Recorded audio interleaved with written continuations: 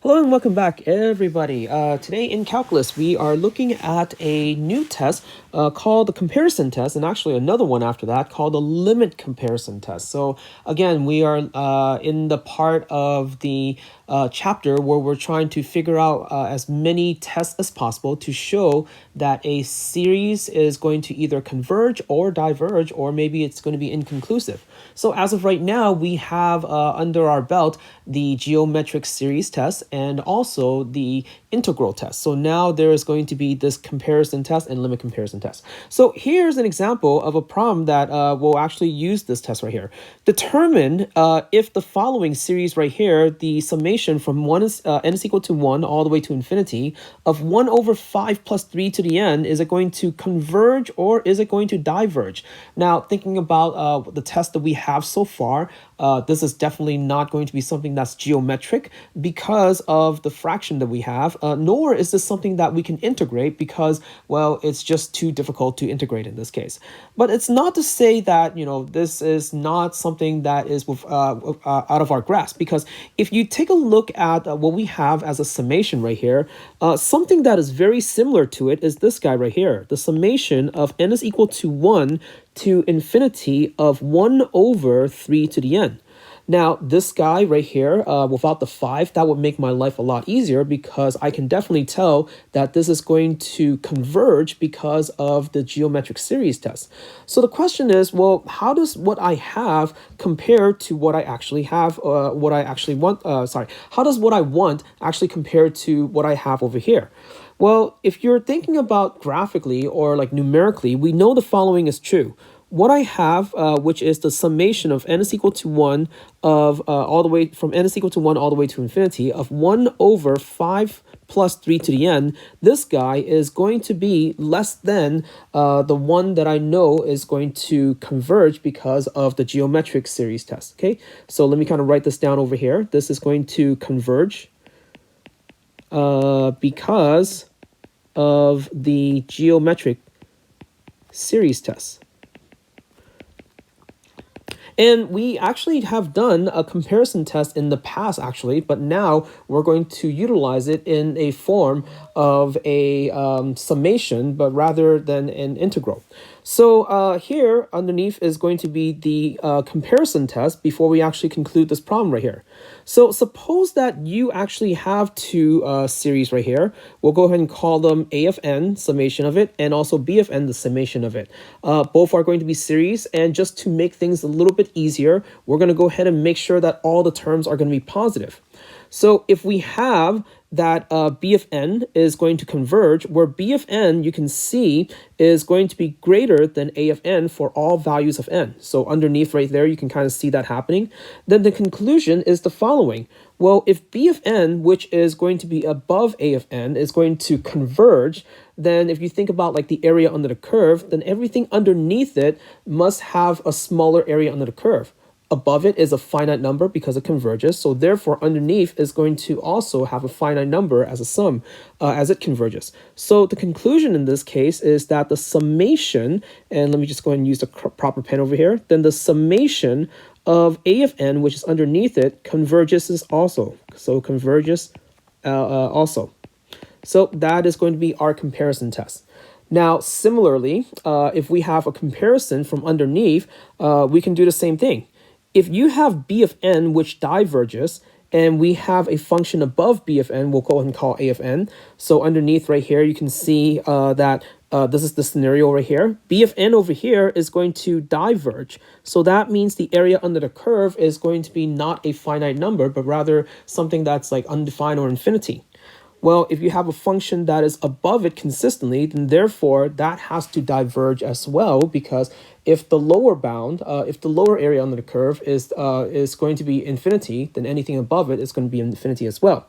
So the conclusion in this case is that the summation of A of n is also going to diverge as well then. Okay, so there it is. And those two are going to be our comparison test then. So let's go ahead and go back to our previous problem over here. Once again, I want to determine if what I have is going to converge or diverge. Now note, as I said earlier, that what I have right here, I can compare it to something that I know is going to converge, because earlier we say that it converges because of the geometric series test. We know what it actually converges to because the radius is going to be, the ratio in this case is going to be equal to 1/3. So then we can say, since the summation of n is equal to 1 all the way to infinity of 1 over 3 over 3 to n converges by the geometric series test, and the summation of 1 over 5 plus 3 to the n is less than the summation of 1 over 3 to the n for all n, then by the comparison test, then that means that the summation of n is equal to 1 to infinity of 1 over 5 plus 3 to the n converges as well. Okay, and that is how you use the comparison test. Okay, let's try to look at another one using the comparison test, but maybe something that has to do with divergence in this case, or actually, well, we'll do that one after this one. So here, I want to find out if this series right here is going to converge or diverge. Now, the question right now should be, well, when do you use this comparison test? Because, well, I have, two other tests to consider, right? You have the geometric series test and also the integral test. Well, the comparison test is good when you have like an extra term inside the numerator or denominator that kind of just sticks out like a sore thumb that you just can't integrate the entire function as a whole, or maybe it's just not something that's geometric. So in this case, you can see that that's exactly what's happening. The one part that is going to stick out like a sore thumb is this n that's on the bottom, because if that wasn't there, then that means that we can actually go ahead and get something that's really nice and clean. So what I'm trying to do is I'm going to go ahead and consider, well, what happens if that n isn't there? Then that means that we have the summation of 4 to the n divided by 6 to the n. And that right there is going to be equal to the summation of, if I clean it up a little bit, 2/3 to the nth power. And that right there, again, is going to converge because by the geometric series test, right? Because r is going to be less than 1, or the absolute value of r is going to be less than 1. So now that I know it's going to converge, so therefore that's what I can compare it to. And in terms of how does it compare? Well, since all the values of n are going to be positive, then that means that these two in comparison is such that this what I have, summation of 1 all the way to infinity of 4 to the n divided by n plus 6 to the n, is going to be less than what I want to compare it to. And since I know that converges, then therefore this guy right here has to converge as well because of the geometric, because of the comparison test. So once again, comparing it to something that's above, if I know what's above converges, then therefore what's underneath has to going to converge also as well then. So therefore, the summation of 4 to the n divided by n plus 6 to the n converges by the comparison test. And there you go. Okay. All right. So now let's go ahead and try a different variation of this. Now this time we have 1 divided by the square root of n minus 1. And again, this is definitely something that is not geometric, nor is it something that I can integrate easily. Well, you technically can integrate it, but it's probably something that you don't want to, or want to avoid if possible. So then the question is, okay, well, maybe the comparison test comes into play, and what do you compare it to? Well, in this case, this is where you have to be a little bit careful, because you'll note that now what I have underneath is a minus 1. So that means that if I were to take this guy, the summation, 1 over square root of n minus 1, and then compared to the 1 over the square root of n, the question is, well, what's going to happen then? Is one going to be bigger? One's going to be smaller? Which one's which?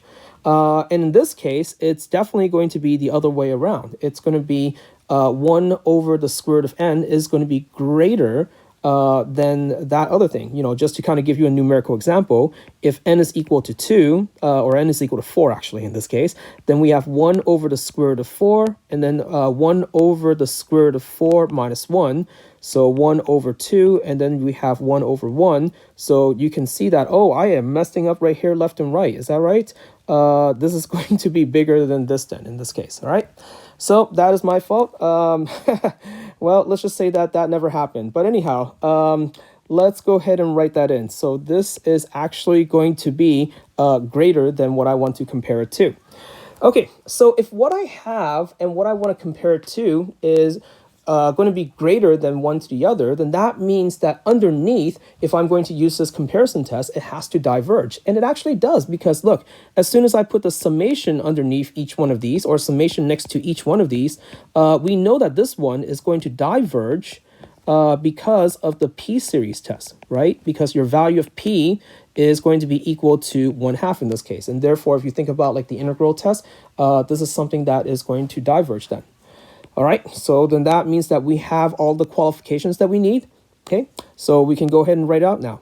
Since the summation of 1 over the square root of n diverges because of the p-series test, where p is equal to 1/2, and also the summation of 1 over square root of n minus 1 is greater than the summation of 1 over the square root of n, then by the comparison test, we can say that the summation of 1 over square root of n minus 1 diverges. Okay, and there you go. So that's going to be the other variation of it. All right. So now let's go ahead and look at something a little bit more complex. Well, this guy right here, underneath right here, is going to be kind of a problem because if you think about like a comparison, okay, well, the question is, how does that work? Because I guess I could technically compare to 1 over 3 to the n, but the problem is you have this minus 2n over here. So that tells me that there are some terms that are going to be greater than the other, and then there are some terms that are going to be less than the other. In short, what I'm saying is it's not necessarily the case where you're comparing to something that is strictly greater than, because there's a term that's a minus and then there's a term that's a plus. So that right there is going to be problematic. So in short, this is something that I actually cannot use the I cannot use the comparison test to. But it's not to say that, again, you can't solve for it, because, again, if you think about what we can compare it to, this is definitely convergent according to what we were saying earlier, right? Because of the geometric series test. So the question is, well, how do we deal with something like this and compare it to something that we actually want, that we know is going to converge? So here's the next test then. If your comparison test doesn't work because you have some terms that are plus and some terms that are minus, because, the mix of the two, then this is what we have now called the limit comparison test then, okay? Suppose that a of n, the summation of it, and b of n, the summation of it, are series where all the terms, once again, are going to be positive. And key thing right there, it has to be positive for every single term for either one of these tests to actually work out. So this test, the limit comparison test, says that if the limit as n approaches towards infinity of the ratio of the two, one divided by the other, is equal to some value c where it's greater than 0, then both series are either going to be convergent or divergent. Well, this is something that we probably need to prove because it's not exactly easy to see as to why this is true. So let's go ahead and show it underneath over here. So here is going to be my proof then. What we're going to do is we're going to start off with the following statement. Let m, the lowercase m, is going to be less than c, is going to be greater than m, where mc and uppercase m are going to be greater than 0. So we're just basically kind of like choosing numbers where one is smaller than the value of c, that's over here, and the other is going to be greater than the value of c then. So lowercase and uppercase m are going to be like kind of like, sorry, constants in this case. Oh, sorry about that. So if that's the case, okay, so if that is true, then let's go ahead and do the following. I'm going to go ahead and put in what we have right there as a substitution. I'm going to go ahead and say that the limit as n approaches towards infinity of a of n divided by b of n, it gets replaced by c because that's what's going to, because that's what I was given over here.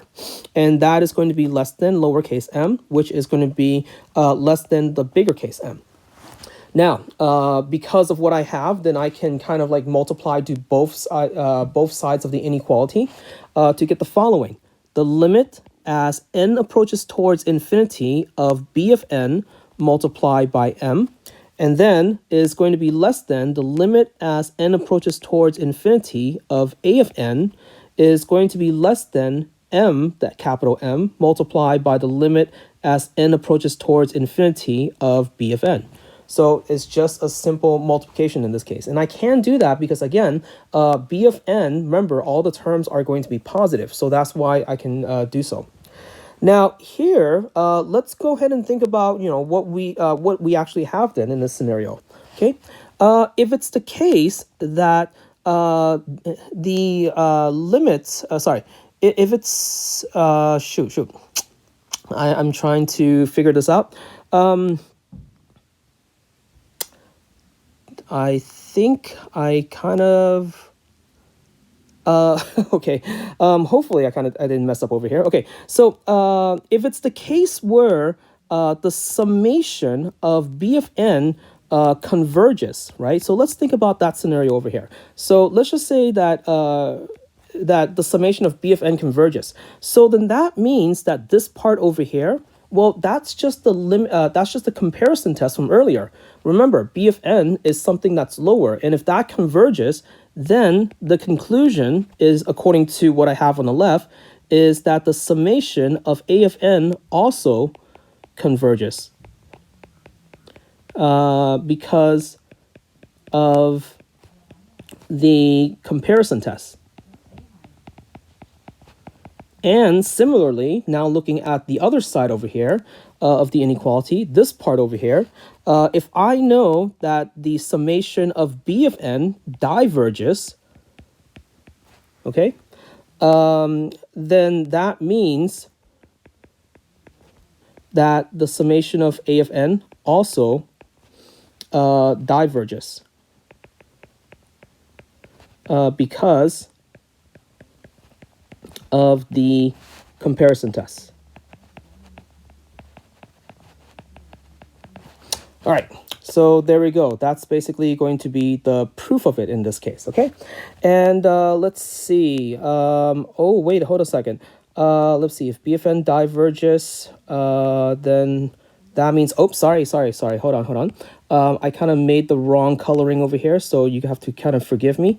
Let me kind of erase this guy right here. The blue is referring actually to the left, because if the bottom diverges, right, then therefore the top is going to diverge. But whereas the red, right, if the if the top converges, then the bottom diverges. Okay, so there you go. So that's the part I kind of messed up on. Sorry about that. Okay. All right, so now going back to what I have over here, let's think about this problem and how it actually works out.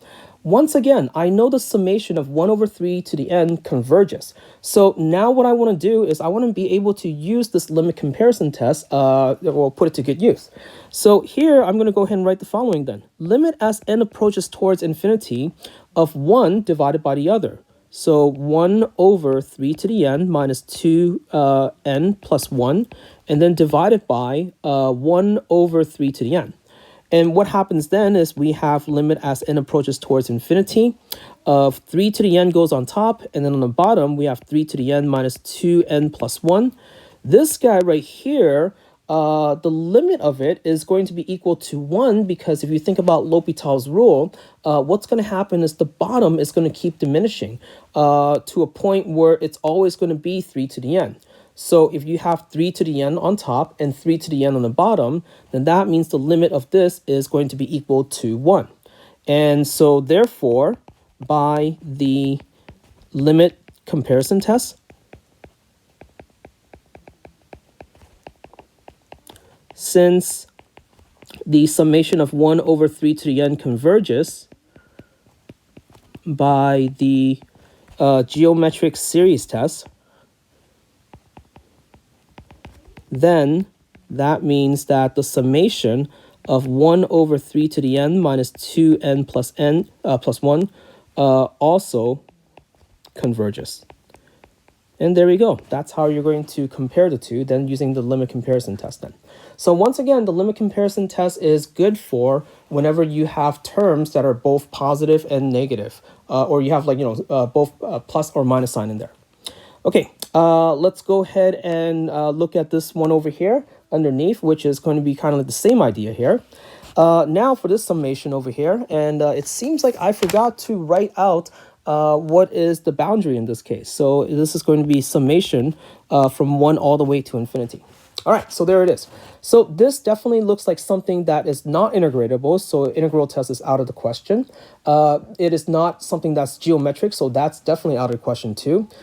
In terms of comparison, we might be able to compare it to something, but I feel like the limit comparison test might be a little bit better. So the question is, okay, well, what do I compare it to? The best comparison is always going to be something where we don't have all those extra nasty terms that are actually in the way. So what I'm saying is I'm looking at the summation of actually here, let me just kind of clean that up right here. So if I were to write this series as a of n is equal to 2 times n squared plus 3n divided by the square root of 5 plus n cubed. I don't like the 5 on the bottom. I don't like the 3n to the on the top. So what I'm probably going to do is I'm going to choose my b of n to be the cleaner of this version. So that is to say b of n is probably going to be 2 n squared divided by the square root of n to the 5th. And if you notice, b of n over here, if I were to clean this up, that is going to be equal to 2 times n squared divided by n to the power of 2.5. So that is equal to 2 divided by n to the power of 1/2. Now, this guy right here, if I look at the summation of b of n, this is going to diverge because of the p-series test. Okay, p-series test. Since n is equal, p is equal to 1/2. So what's most likely going to happen is if the limit comparison test works out, then that means I've shown that a of n is also going to diverge because b of n is going to diverge. All right, so let's go ahead and set that up then. Let's see how that works out. So limit as n approaches towards infinity of one divided by the other, and it doesn't really matter which one is going to be which. So if we were to divide through, then we're going to get the following then. Okay, so we're going to have limit as n approaches towards infinity of 2 times n squared plus 3n divided by the square root of 5 plus n to the 5th power. And then we're going to go ahead and divide that by 2 times n squared divided by the square root of n to the 5th. Okay, we're going to go ahead and clean that up a little bit more. So this now becomes the limit as n approaches towards infinity of 2n squared plus 3n. And then I'm going to go ahead and put the 2n squared on the bottom of that just to kind of like just to kind of like compare the like terms. And then next to it, I'm going to have the square root of 5 plus n to the 5th on the bottom. And also the square root of n to the 5th, that is going to be on top. And for each one of these, I kind of combine the like terms because now I can kind of, compare each one to see what's actually going to happen. If I were to look at this first part as n approaches towards infinity, since it's a polynomial of the same degree, then that means that as n approaches towards infinity, this is going to give me 1 then because we have 2 divided by 2. Whereas this guy over here, that is going to also give me 1 because as n approaches towards infinity, that 5 is going to become insignificant. So it becomes n to the 5th square root divided by n to the 5th square root. So since 1 times 1 is equal to 1 and it's greater than 1, then by the limit comparison test, then that means that the summation of what I wrote over here, 2 times n squared plus 3n divided by the square root of 5 plus n to the 5th is divergent. All right, so there we go. Okay, so here is going to be the last one over here that we're going to talk about. So if you remember, in the last section, we talked about the error that you're going to have if you were to only to use, like, say, a limited number of terms because, well, I don't want to actually add up all the terms then of all of these infinite series. So here's the setup then, and I wrote everything out so it goes a little bit faster this time around, okay? So suppose that we are going to use only the first 10 terms to estimate the following series right here. The summation of n is equal to 1 to infinity of sine squared n divided by n cubed. Note that every single term is going to be non-zero, so that means it should be okay in this case. Sorry, it's not gonna be positive in this case, so it's gonna be okay.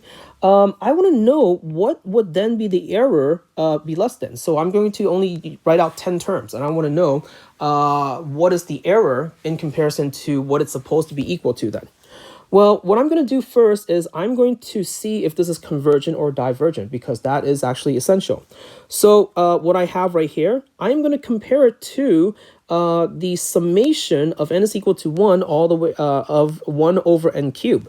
And the reason why I can do that is look at the top part over here. We have sine squared, and then we have 1, and we know that sine squared of n is always going to be less than or equal to 1 for any value of n. So then that means that since sine squared of n divided by n cubed is less than 1 over n cubed, and we know that the right-hand side, 1 over n cubed, the summation of it, is going to converge by the p-series test, where p is equal to 3, then that tells me that what I have is also going to be convergent by the comparison test. So that part right there, that's the easy part, because it's just what we've been doing so far. Now let's think about the error of this then. So we're going to go ahead and say that R of n is going to be the error of what I want to find, whereas T of n is going to be the error of I guess the series that I'm going to compare it to. So the summation of n is equal to 1 all the way to infinity of 1 over n cubed.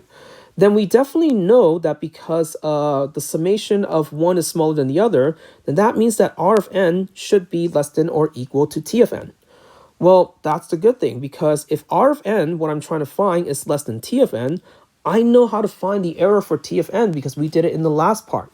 What we need to do is we need to take the remainder part of it and then find out what is the area under the curve, and then that's going to be my error because that's the part I didn't have, or the part that I didn't add. So T of n is going to be less than or equal to the limit as a approaches towards infinity of the integral from 10 to a of 1 over n cubed dn. So that's from the last chapter right there, or last section right there.